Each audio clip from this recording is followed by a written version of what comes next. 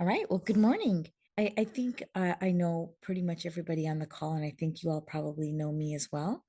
Um, I'm going to talk about cross-country cultural considerations in patient care, and honestly, as I think about this talk, particularly now, um, this is not even just about if you look at the title of the talk, it's cross-cultural considerations in end of life care. And I changed that to patient care because end of life care is not that different from just patient care. And then as I was just reviewing this yesterday, I thought this isn't even about patient care. It's just about living life. But I love patient care because I thought that would make it seem more relevant for this group. But um, anyway, uh, hmm. So we're going to talk about why it's important. And again, I put end of life in parentheses because it really is just about all patient care and just living our lives, even when we're not practicing medicine. I'm also going to look at the relationship and the differences between terms that we've all heard, cultural competency and cultural humility, and then also discuss some of the barriers and challenges that we can come across, and even talk about some solutions. And I'm hoping that you will share your experience as well. I'm trying to move this gallery. Maybe I'll just do it this way. Can I do that? Okay. All right. Does this work? Yep, looks good from our end. Okay, great. So, what is culture? Culture is a really broad and complex concept because it's a set of relationships and values and attitudes and behaviors that will connect people together either consciously or subconsciously. Um, and it's just a way of life that intersects with people who have similar things in common, and that's what binds them. So really it's beliefs and values and behaviors, and you can see just from those things right there how complex that is. But when we look at what culture is, the majority of the culture is actually things that we don't see. And yet we make assumptions about culture um, based on the things that are visible. So the iceberg, you can see 9/10 of it is not visible at first glance. And the factors that are visible, as you all would guess and know, are things like how do people dress, and what color is their skin, and what kinds of foods do they eat, the language, the rituals, things that are just obvious. But the majority of culture are things that are not visible at first glance, and things like beliefs around things like sin or faith, or their values, or ethics, leadership, all these kinds of things, family dynamics, and those are all very foundational important parts of culture that are not visible. One thing to hear is that even though when we're talking about culture, we are talking about groups of people, but within those groups of people, each individual has their own culture. So it's really complex and beautiful that way. But why do we even care about this? Well, when we when we look at cross-cultural considerations in patient care, there is an increase in patient engagement. Um, Patients are more safe. There is higher quality of care. This is foundational to addressing disparities and the inequities in our healthcare system, which are very costly. It improves healthcare outcomes. So things that are very tangible, like length of stay and readmission rate and those kinds of things, um, those are all positively impacted when we um, involve this cross-cultural considerations in patient care. Again, makes sense that patient experience is enriched. It also enriches the provider experience, and it helps to reduce the symptoms of burnout in providers. There have been some small studies that talk about cultural humility, and we'll talk about that in a minute. When providers provide care with cultural humility, they experience less burnout, which is, I mean, makes sense. So it's the right thing to do. It's the prudent thing to do. It's the responsible thing to do. But it's also, it's just really hard to do. Hmm, I don't know why this isn't. Okay. So I'm going to talk a little bit about cultural humility and cultural competency. There is a lot of overlap between these two concepts, but they are distinctively different. And in the past, we talked a lot about cultural competency, and there's been some articles and an intentional movement to move away from using cultural competency and talk about cultural humility. And that's not just a semantics issue. There are very different things.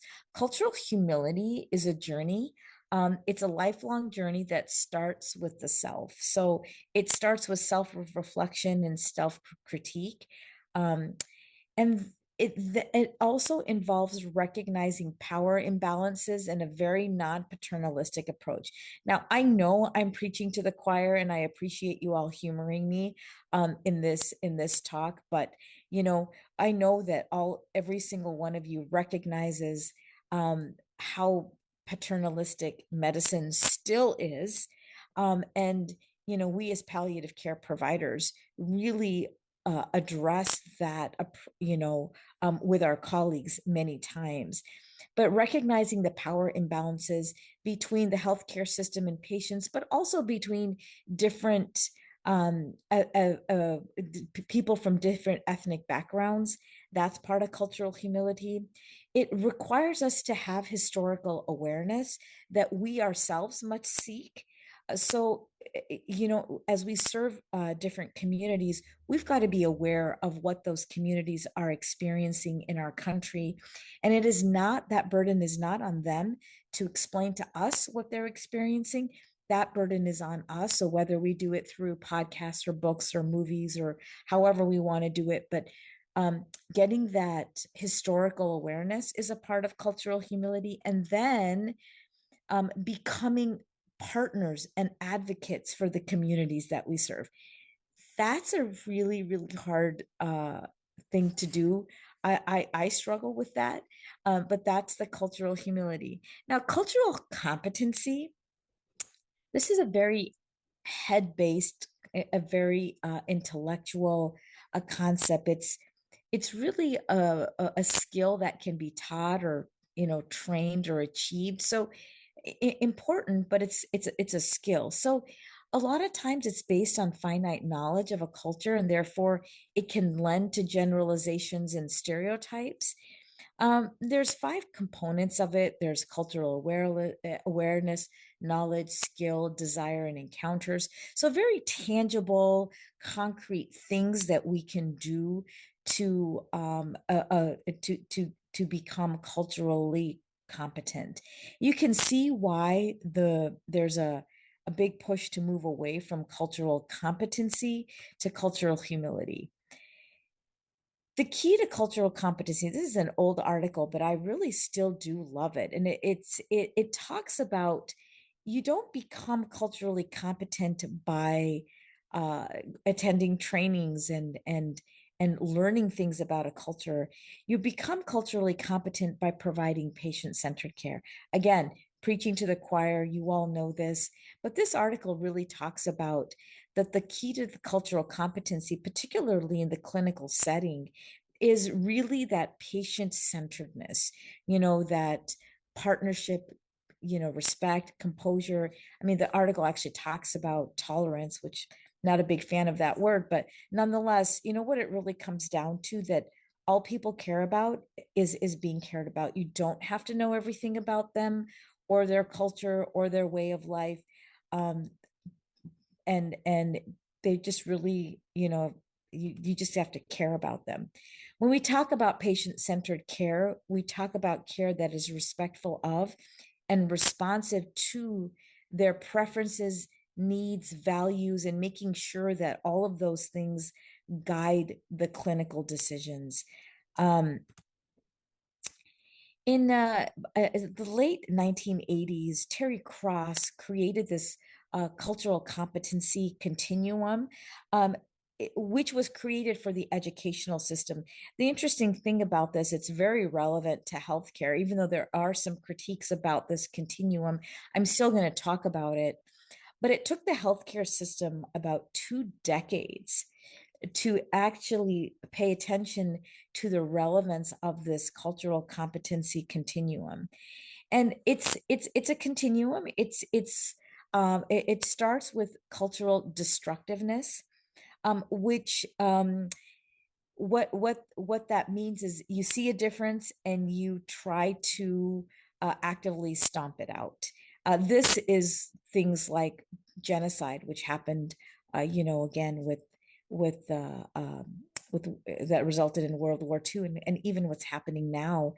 So even though we think about cultural destructiveness as something that perhaps is in the past, that not really so. The next step is the cultural incapacity, where you see the difference but you kind of make it wrong. These are very ethnocentric approaches and mentalities, where the dominant culture or your culture might be the only culture that is seen as the right way.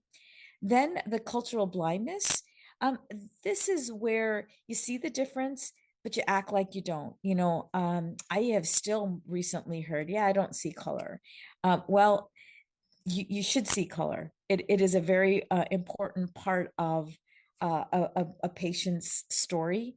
And so that cultural blindness is something that is the next step past the incapacity. And then the cultural sensitivity, you see the difference and you kind of respond to it, but it's inappropriate because there's a limited understanding and knowledge and perhaps even respect for different cultures. And these are things like um, these are where you might do the check boxes, like let's talk about maybe Black History Month, but not really understanding what those differences are and the value of them. Then we get to the cultural competency where you see the difference, but then you also understand what that difference is and the impact that it has. And from there, the cultural proficiency, where you see the difference and you respond to it positively, you engage in it, and you actually you adapt whatever your system is to accommodate those differences. So again, this cultural competency continuum is really important. I would say a lot of our healthcare providers are on the latter three steps of this continuum. So as I said, it's a continuum. I'm on that continuum. You all are on that continuum as well. I wanted to share a story with you. In July 2020, this was a patient that I saw, and even though there's many other examples, I will probably keep this story because it's a story that sticks with me. Um, I was asked to see an 82-year-old Black male who was hospitalized for end-stage CHF, had a left LVF of 8%. He also had some of the typical comorbidities: diabetes, hypertension, chronic kidney disease, CAD. He had been hospitalized multiple times for the symptoms of dyspnea, nausea, vomiting, weakness. Um, he wanted to have a heart transplant, but he was not a candidate. Um, because he was just too ill to survive a heart transplant. And he was hospitalized again for decompensated CHF. And during this last hospitalization, the one that I was involved in, he had multiple family members at his bedside. And there were some uh, uh, uh, heated interactions between the patient and the family and the healthcare team. And because of that, a red V was placed on the chart. And I don't know, those who work at Corewell know what a red V is. This is a marker that it's a violent, the V stands for violent. It's a red flag that's placed in a patient's chart. The intent behind it was to highlight any type of safety concerns that the healthcare team might come across when caring for patients. Um, so this was placed on his chart. The nursing staff felt unsafe. There was a nurse in particular who did not feel safe going into the patient's room because of the interactions. The cardiology team, he was admitted to cardiology, was very frustrated um, because the patient remained full code. There was no further treatment options available to them, and so they consulted our team. And as I was looking through the chart and I see the red V, that does it's helpful in the sense that if there's a safety concern, I do want to know, but it also lends to some biases. I made a few assumptions as I went to go see the patient.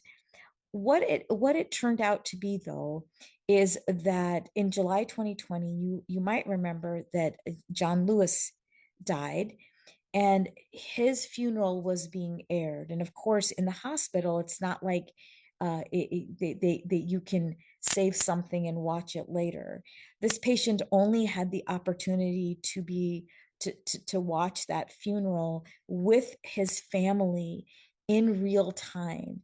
And it was during that time that the nursing staff would come in and want to take vitals or ask questions. And this made the patient and the family who were grieving the loss, for them, this was almost a personal loss. The patient had shared with me that uh, John Lewis was a personal hero to him.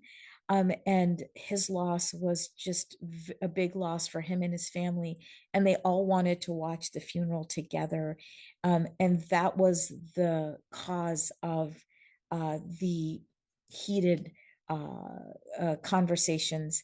Um, and had the nurse, the TV was on, and as the healthcare team was coming in and interacting with them, maybe had she asked or had what or even looked at what are they watching, that might have been a connecting point to either inquire about what the reason might be for the patient and the family's frustration.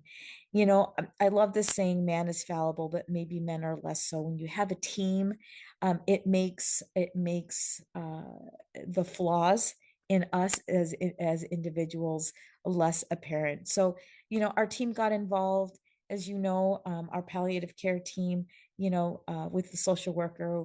They were able to really help this patient and the family um, feel seen and heard. I'm a little reluctant to use a little bit of those buzzwords, but nonetheless, that really was the case. And he was discharged from the hospital to our hospice. And the team really made a concerted effort to honor that patient's culture, that family's culture. So some of the things to consider as we care for patients is the political environment. Paying attention to what's happening in our society does impact our cultural considerations to caring for patients. Particularly, I mean, I don't.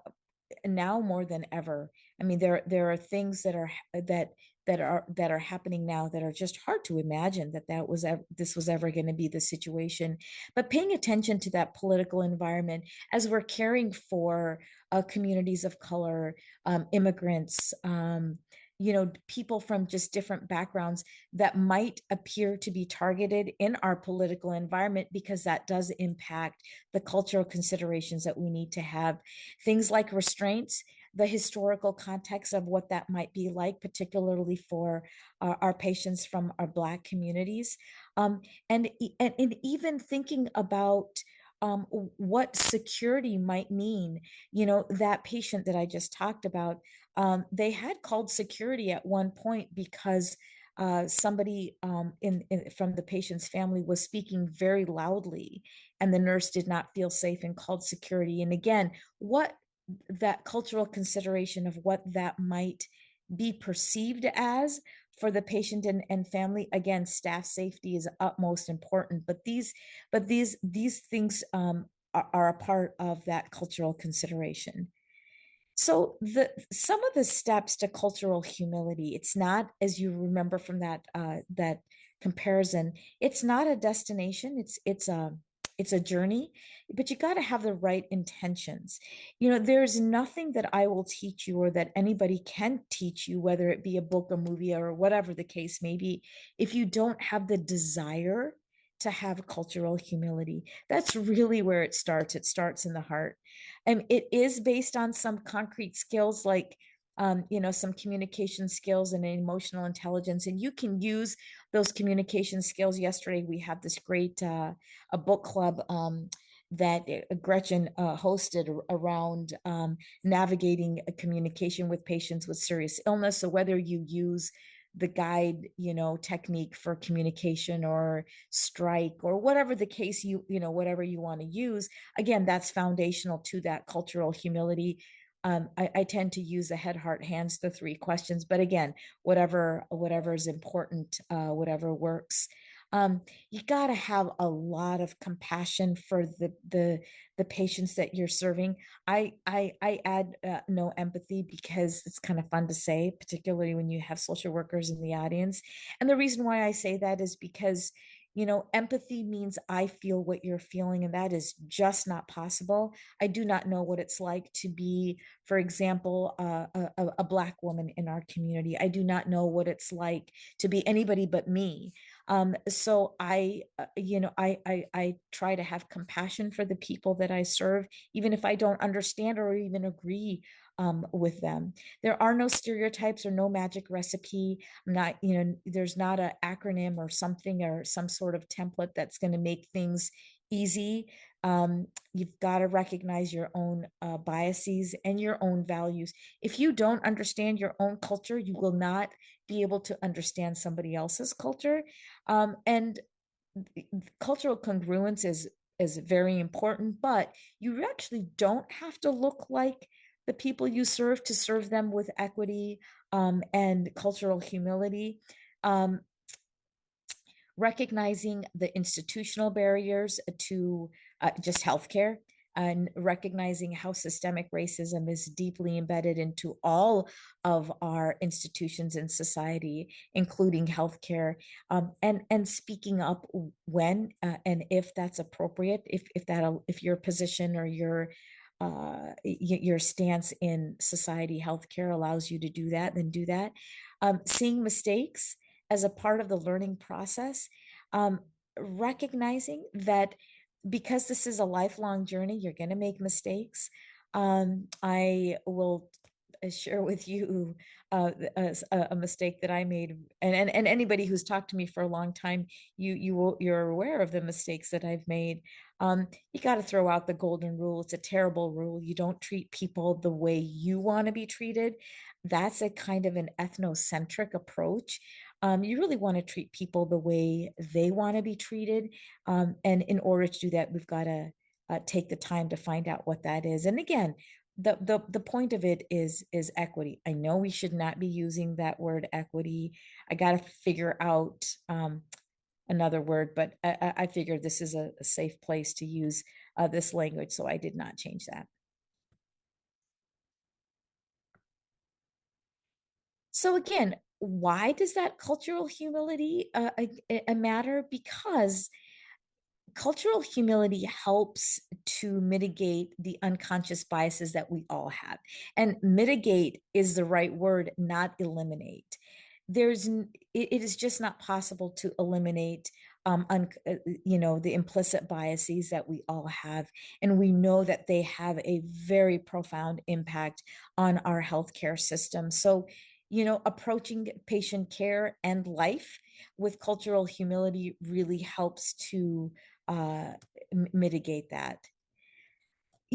So which one should it be? Should it be cultural competency? Should it be cultural humility? And I found an article where they talked about compimility. That doesn't roll off your tongue like humosity does. We're going to talk about that in a bit. But nonetheless, I very much appreciate the combination, the combining of cultural humility and cultural competency, because it is true. It's a lifelong journey. It starts with the self, but you also have to have the skills. You also have to be able to, have the communication skills, and the emotional intelligence. And those are things that you can learn and get better at. So really what is important is you need both. And so this compatibility, is that right? Yeah, it is. It it helps us combine that the cultural humility and the skills that are needed, and this allows us to have this potential for really addressing our implicit biases, as we care for patients, and really as we live life. And just remembering that not just doctors, but nurse practitioners, our PAs, social workers, chaplains, we're people too. I mean, they're all people. And so this compatibility is a really hard and frankly, sometimes very exhausting journey. And so it's okay to be tired, and it's okay to say today's just not going to be my day to do this well. I talk about lifestyle medicine, which I believe in is, so much, but that mindfulness of lifestyle medicine is so, so important. Rely on your interdisciplinary team when the day is just too heavy, or maybe things going on personally are just a lot. So that self-reflection, not just for self-improvement, but also for self-care. So that's a part of the compatibility, I believe. I want to share with you another story. This was a patient that I saw with our home palliative care team. And I'm a part of our pop health team at Corwell, and this team looks at patients that are high utilizers of the healthcare system, and trying to understand what the cause behind that high utilization is, and then trying to address those issues. And so this patient came to us through our pop health team, and this was a 55-year-old, a young woman, a Black woman with end-stage renal disease. She had a history of schizophrenia and bipolar disease. She lived out in the Holland area, and there was times in her life where she struggled with housing insecurity as well. She was dialysis dependent and had missed multiple dialysis runs, which then led to her having to do emergent dialysis and being hospitalized. And really, her end stage renal disease was just from her mental illness and longstanding hypertension. She didn't have other comorbidities. She was becoming a more frequent utilizer. She would be hospitalized. And the last few times actually had seizures due to the electrolyte abnormalities due to her missing dialysis.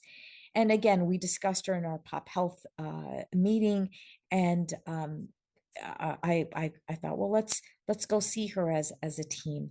So I went and saw her with our home palliative team, And when we went to go see her initially, she didn't want to she didn't want to let us in, and we showed up at her home, and she was told that we were coming.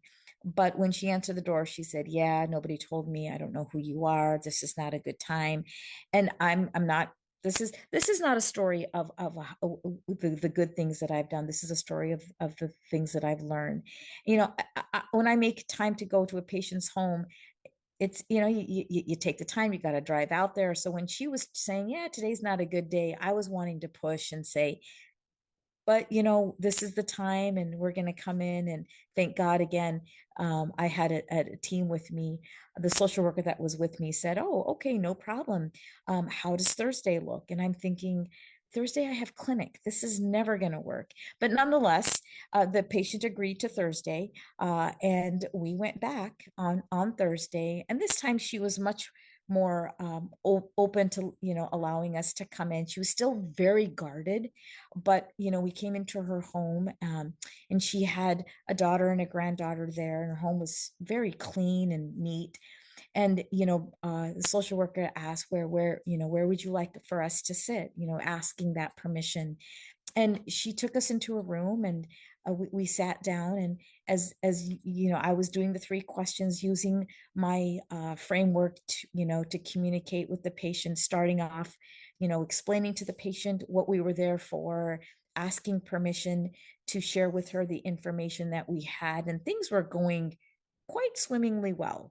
I was explaining to her what her medical situation was, and she was very frustrated with the healthcare system, and believed that she was taken off the transplant list because she was Black. And I really felt badly about that. And I wanted to explain to her that that's not entirely what the situation was. I wanted to explain to her that when you miss dialysis, they see that as a pattern of behavior that may not be appropriate for a patient who would need a transplant. And so I was trying to explain that to her. And in doing so, I said, they can't waste. And I use that word waste. And I was going to say they can't waste a kidney on somebody who can't follow through. And as soon as I said waste, I knew it was the wrong word. And she lost her mind, became so angry. And in that moment, what I saw on her face was just confirmation of all the things that she was probably is she internalized and believed that she was a waste, that the healthcare system did not care about her, that uh, that she did not matter, she was not valued. I saw all that on her face, and I was devastated. I really just couldn't speak. And the social worker that was there with me tried to help, but the patient was just so angry. In that moment, I didn't speak for a bit. And when I finally got my breath, collected together enough to say something, I just apologized. I just said, this was a terrible thing to say, and I'm just so sorry. Because I truly was. I was just devastated. She stopped yelling, um, and sat back down. And that's when the social worker said, if you're okay, um, can we continue? And she let us. Um, the visit ended up going well. She stayed our patient until she passed away, for many months. I will say though, in all of my desire to be efficient, that was the most inefficient patient visit. We were there for about 2 hours, just because of all the things that happened. I did not show that cultural humility in the beginning. I think as I reflected on it, I really this patient story made me cringe. I thought about giving up medicine altogether after that. It was just really devastating for me. But I learned a lot from it. I learned a great deal from it. It is human to make mistakes. Some of us are more human than others. I am one of those human. I am a very human. Um, I continue to make mistakes, and I will try not to make the same mistake twice. But it's all a learning journey. So really, what it comes down to is humosity. This is what we really need. The competumility, is that now I forgot that word. But really the humility to recognize that our experience is not the only experience, our truth is not the only truth, our perspective is not the only perspective, and then have the curiosity to find out what that is for somebody else. In that first patient story that I shared, had the nurse been more curious to look at the TV set and see what is actually going on, when you approach curiosity with humility, it really becomes a point of connection. Curiosity without humility can come off nosy or maybe disrespectful, but really, what we need is humosity. Again, not just for patient care, but for living life. Um, this goes this is important as we serve our patients, but sometimes we are on the end of where we might need some humosity from our patients as well. This was a patient that I saw in clinic, in the heart failure clinic, and this day I had a medical student with me. And this was a 76-year-old male who had end-stage heart disease, as I see in the heart failure. He also had some vascular dementia, as coronary artery disease, COPD, and hypertension. And he was brought to the clinic uh, for advanced therapies. He was seen by the cardiology team and was not appropriate for anything further. And then I saw him with my med student. He was having a pretty rapid decline and was agitated and restless and was having quite a few symptoms. And as we as we talked with the patient, started with the head, helping them understand what was going on. He was fairly young, so the family was quite surprised when they understood that his heart failure was advanced enough to where he wasn't really in that end of life journey. And as we explored what was important to them and what was what they valued, they really expressed a strong connection with their CRC faith and felt like that was really important. They wanted the patient to be able to go to church for as long as he was able to do, and their faith was very important to them. And then as we were aligning the two, trying to figure out what the next steps, made the most sense, we talked about end of life care and our hospice team, and offered them, whatever choice that they wanted, and they wanted to stay with this team, and kind of they felt like they had a good visit with the palliative care team, and but then they started to ask, about the faith of our team, and and particularly of me. And it's kind of a tricky thing. I always think I have a good answer for that, and I really never do. And even as the books that we read, the Navigating Communication with Seriously Ill Patients, doesn't really talk about what how to navigate that piece well. So I don't do it very well. I always think I will next time.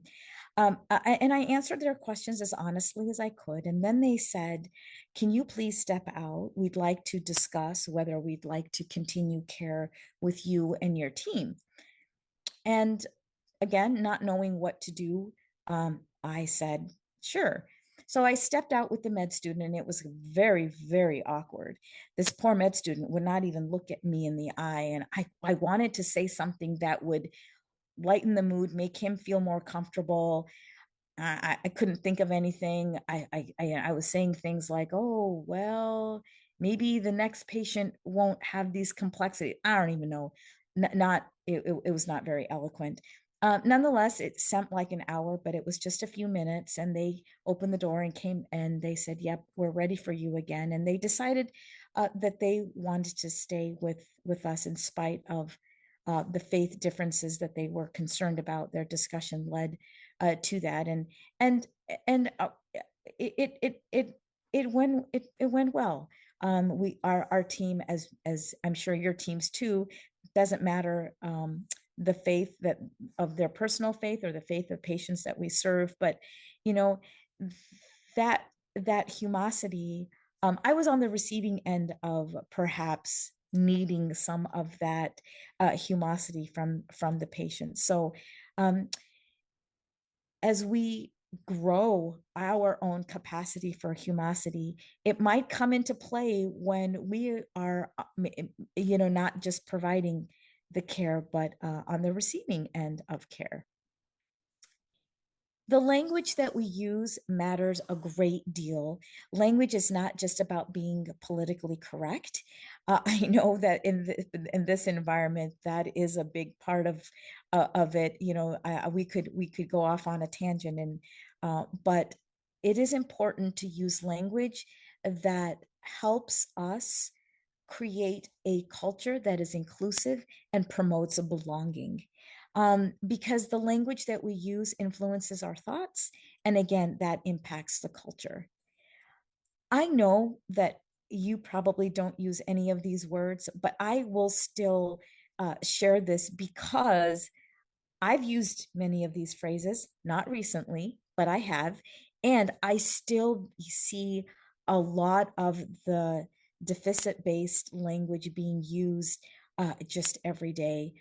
So I really try to approach, those who do use this language with humosity, and try, hopefully we can eliminate this. But you can see that using words like addict, frequent flyer, mentally ill, alcohol abuse, non-compliant, that's just, a difficult patient, illegal immigrant. There's better words to use. And again, it's not about being politically correct. It's because the language that we use does impact the way we think about our patients and their situations. And that does then impact the way they are treated. So again, really just having humosity, trying to, be curious about who our patients are, what stories they come to us with. And again, we all do that probably really well. I would say I do that fairly well most of the time, but not all the time. Definitely something that uh, I work hard at. So, what can we do? If there was ever a time for action, this is the time. And I think that every year, that this is the time for action. This is the time to speak up. This is the time to not be complacent. But this truly is that time.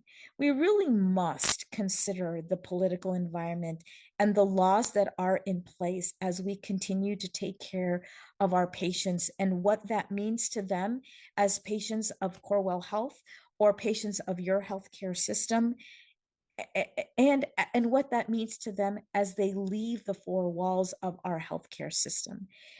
What does that mean to them in terms of the disparities and the health inequities that are increasing, and how we can be a part of the solution? Because you're either a part of the solution or you're a part of the problem. There is no neutral position. So that can be really exhausting. It is for me. There are days where I just feel like it's a lot to do, and that's okay. You can put it down for a bit, but nonetheless, considering that political environment and the laws that are in place as we practice medicine is really, really important. And if you have an opportunity to speak up within your healthcare system,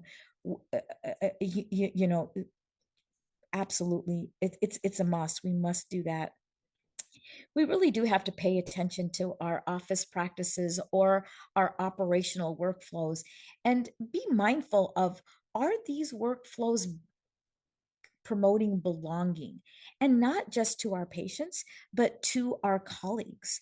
You know, do these workflows, regardless of the intentions of them, do they actually promote belonging and inclusivity?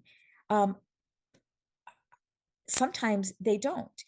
We have some practices, just small things like, maybe celebrating a work anniversary. Whose work anniversary gets celebrated? Really looking at those practices within our workflows and paying attention to that, that's something that we can all do. And reflect. Reflect on if you are a physician of color or a healthcare practitioner of color. What does, how does providing care to your patients, how does that feel? Or if that's not, just reflecting on our position um, in the healthcare system, our privilege. We all have a privilege. It's going to be different. How can we use that privilege? um, and how can we continue to be a part of the solution, and even if it's in small ways? Don't ever assume. Always ask. I know that again, preaching to the choir there, because I am obviously a female physician from Pakistan, an immigrant Muslim. But if your interactions with people who are like that are based on your interactions with me, you're in trouble. I am just me, and you cannot generalize that this is how all Pakistani female Muslim physicians are. No, that's just me. So always ask. I've made that mistake when I serve patients that I feel like, oh, I've seen that patient before. So again, I know that seems very obvious, but maybe I put that in there for me. Just, it's absolutely okay to ask. If your questions are asked with humility, they will never be offensive. Um, One thing to also keep in mind is the interpreter collaboration. This is a little bit of a different step in this list, but making sure that, especially as our communities are becoming more diverse, that when we are caring for patients with an interpreter, to make sure we really prepare the interpreter to interpret for that family. There's a lot of languages that don't have words like comfort care or hospice or palliative care. And to know that, if it's possible, as we talk, as we see these families, to recognize and know that, boy, this language that this family speaks doesn't have those words, and how that really, that consideration is so important. My native language does not have a word for palliative care or hospice or comfort care at all. So that is, that conversation becomes a little bit more challenging, and becomes more nuanced because there's just not language. So again, these are some of the cross-cultural considerations as we care for our patients. I'm going to end with an Atul Gawande quote, probably one of maybe my personal heroes. Maybe that's an overstatement, but not a huge one. Better is possible. It does not take genius. It takes diligence. It takes moral clarity. It takes ingenuity, and above all, it takes a willingness to try. And I'm going to stop sharing and open it up for any questions, comments, critiques, anything you want to share.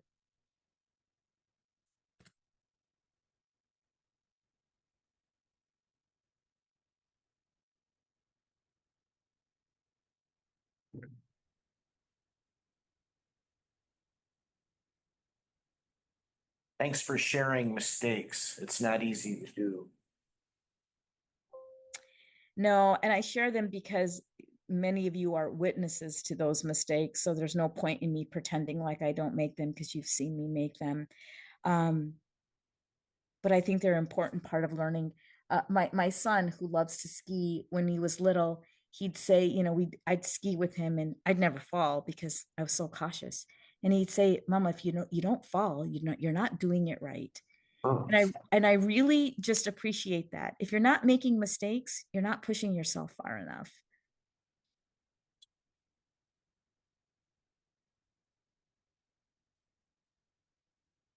Hey, Simi, this is Ken Hansen. I'll share a story. I was working in the ER and it was a patient very similar to what you had, uninsured. And I was trying to explain to her that we'll get you follow up once you get, instead of saying insurance, I said a job.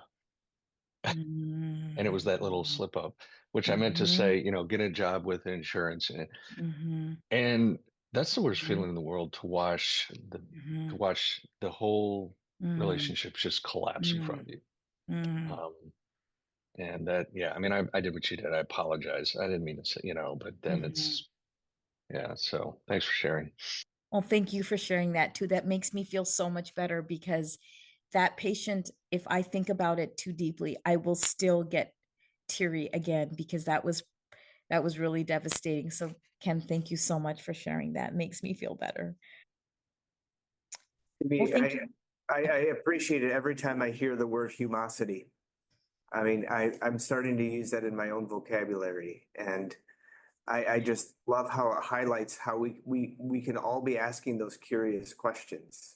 And I know it's kind of changed how I approach things as well. Um, but I encourage everybody to take that and make it part of their vocabulary.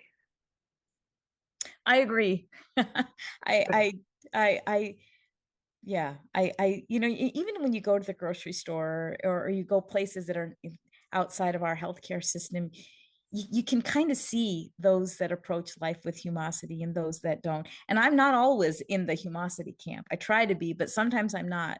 But I recognize it. I think, oh man, I gotta dig a little deeper. You know, that's it's hard work. I appreciate that comment. Thank you.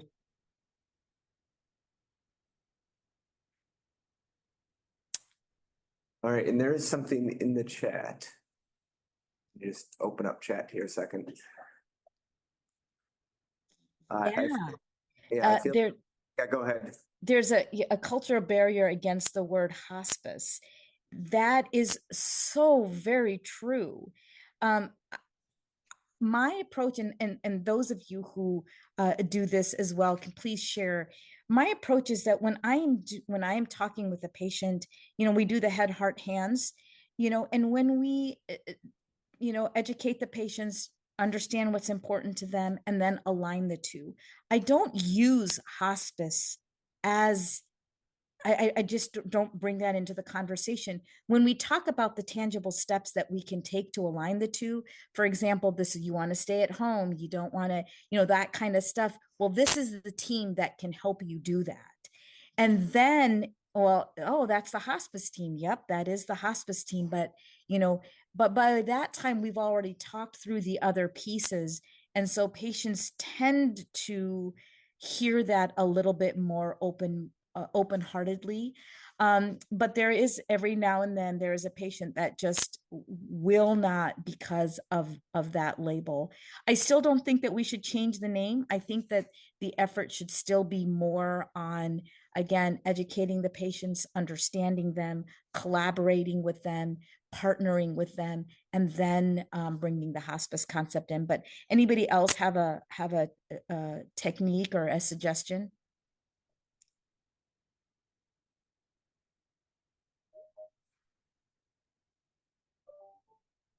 Well, tell us, have you guys run into that at all as you've had your goals of care conversations?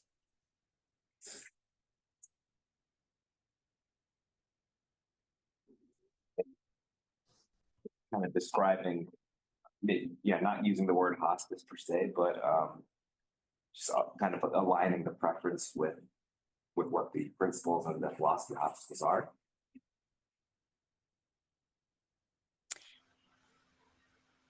Yeah, I find that when we bring up hospice as a way for patients to achieve their goals, when it's their goals that we are trying to help them achieve, it feels very different to them than there's nothing more we can do, go home with hospice.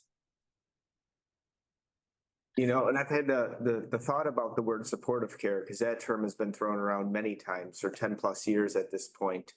And the thought and the intention behind that is well intentioned. I mean, let's get away from the word that hurts. But you look at put it into other context. I mean, we're changing the name of everything. I mean, terms change every several years because suddenly supportive care becomes a connotation for end of life care, or the supportive care team is the team that's going to kill you. Um, things tend to keep taking on that meaning. Even if we change the name, the nomenclature can change, but I think we need to get at the sentiments more than we need to get at renaming. And describing it is an excellent way of doing that and saying, yes, this is the name, but let me tell you what it really means. 100% agree with you. 100%.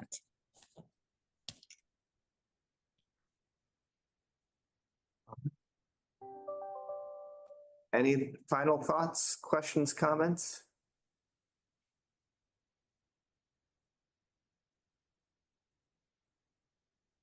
Well, thank you again, Simi, for coming and sharing with us. I always appreciate this lecture every year. So hopefully this is just the beginning of the discussion for a lot of us and we can continue it. Thank you. Have a great day, everyone.